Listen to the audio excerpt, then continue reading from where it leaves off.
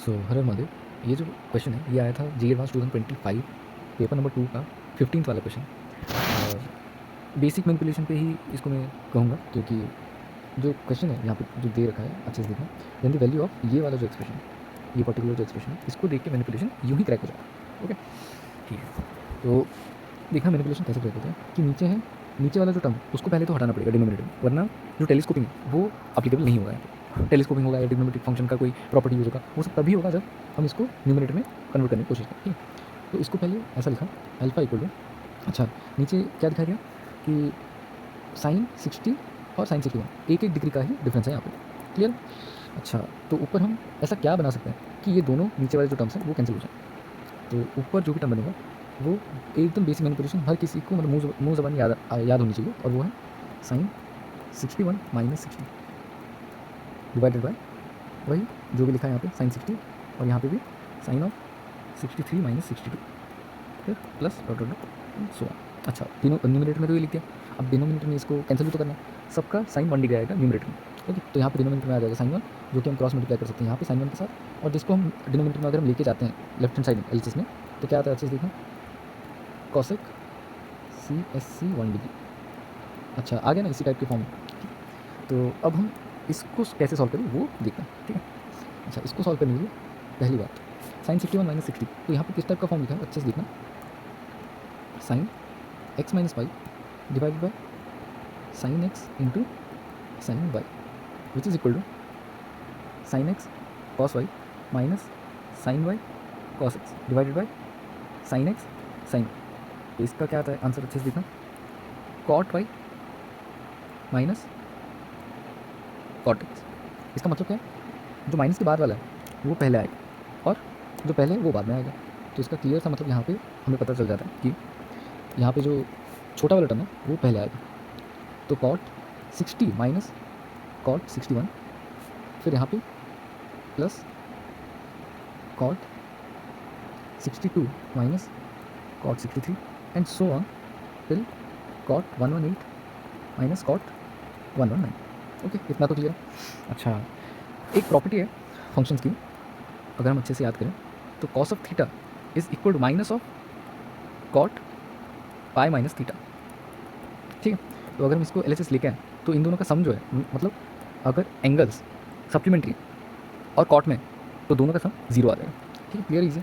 अच्छा, तो हमें ऐसे पेयर्स दिख रहे हैं यहाँ पे 62 से, एक सेकंड, 62 से 118 कट हो जाएगा, 61 से 119, क्योंकि 62 प्लस 118 कितना होता है 120, 61 प्लस 119 120। सिमिलरली ये भी कैंसिल हो रहा होगा अपने आगे एकदम से, ये भी कैंसिल हो रहा होगा आगे एकदम से। लेकिन अगर हम ब्लाइंडली ऐसे कर लें और डायरेक्टली आंसर लिख लें कि बच गया सिर्फ कॉट 60, तो वो गलत हो जाएगा। क्यों? क्योंकि 62 से 18 एक पेयर है और ये एक पेयर है। ओके, ठीक है। तो 62 से 18 में कोई ऐसा टर्म बीच वाला मिडिल टर्म जिसका पेयर अवेलेबल नहीं है, तो वो ऐसा कुछ बच रहा है क्या, क्वेश्चन मार्क। और यहाँ पे भी सेम क्वेश्चन। तो पहले देखते हैं ये वाला जो फंक्शन है, मतलब ये वाला जो ग्रुप है, इसमें कोई बचता है क्या। तो क्लियरली APNGP का फॉर्मूला यूज़ करके हम पता लगा सकते हैं कि ये कितने टर्म्स है टोटल, इन टोटल कितने टर्म्स है, डिवाइडेड बाय 2। ये कैसे ऑप्टिंग हुआ, 118 is equal to first term plus n-1 into 2, जो कि d है। ठीक है, उससे मैंने डायरेक्टली ये रिजल्ट लिखा, फिर प्लस 1, इतने टर्म्स हैं 62 से 118। ठीक है, तो ठीक है देख लेते हैं यहाँ पे 118 माइनस 62 आ जाता है 56/2, विच इज़ 28 प्लस 1, 29 टर्म्स हैं। तो इसका मतलब क्या है, जो बीच वाला टर्म है उसका पेयर हमारे पास अवेलेबल नहीं होगा, क्योंकि 1 और 29 दोनों कट रहे हैं, 2 और 28 दोनों कट रहे हैं। ठीक है, लेकिन 15 का पेयर ही नहीं मिल रहा हमारे पास। ठीक है, और 15 वाला जो पेयर, 15 वाला जो नंबर है, 15th टर्म जो है वो क्या है, हम वो पहले फिगर आउट करते हैं। ठीक है, तो क्लियरली अभी हमने AP का फॉर्मूला लिखा था 14 इंटू n-1 होता है ना, तो ये आ जाएगा 90। अच्छा, हमें पता है कि ये 88 आएगा, फिर 90 आएगा, फिर 92 आएगा। तो इन दोनों का तो पेयर अवेलेबल है, लेकिन इसका पेयर अवेलेबल नहीं है, जो कि है कॉट 90 का। अच्छा, लेकिन एक second, cot 90 equal to cos 90 by sine 90, sine 90 is equal to 1, cos 90 is equal to 0, which is equal to 0। तो क्लियरली हमें इसके बारे में टेंशन लेने की जरूरत नहीं। ओके, अच्छा, अब 61 से 119 में सिमिलरली हमें चेक करना पड़ेगा एक बार, divided by 2 plus 1, which is equal to 58/2, 29, और ये 30 टर्म्स है। तो जो पहला वाला टर्म है और 30 वाला टर्म, ये कैंसिल हो जाएगा एक दूसरे के साथ। फिर 20 वाले जो टर्म्स हैं उसको हमें देखना पड़ेगा। ठीक है, अच्छा, जो पेयर होंगे ना इनका जो सम है, जैसे कि फर्स्ट टर्म और 30 टर्म, इसका सम क्या हो रहा है 31। तो ऐसे तो सारे नंबर मिल जाएंगे, जैसे कि बीच वाले टर्म्स का हमारे पास कंफ्यूजन है, तो अगर वैसे देखने जाएँ तो उसका पेयर क्या होगा, 14 और 17 का पेयर हो जाएगा। और 15 और 16 का भी पेयर हो जाएगा जो कि ऐड होकर 31 बना है। तो इसका मतलब क्या है, यहाँ पे भी सारे टर्म्स कैंसिल हो रहे हैं, तो ये हमारी ज़रूरत नहीं है बेसिकली, क्योंकि कैंसिल हो गए।